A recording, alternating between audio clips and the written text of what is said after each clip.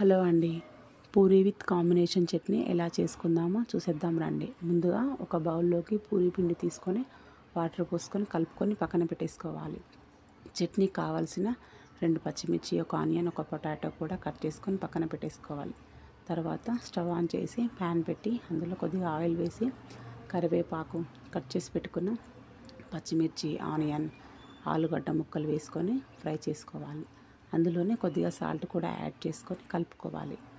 అవి కొంచెం ఫ్రై అయ్యాక కొద్దిగా వాటర్ వేసుకొని ఉడికించుకోవాలి.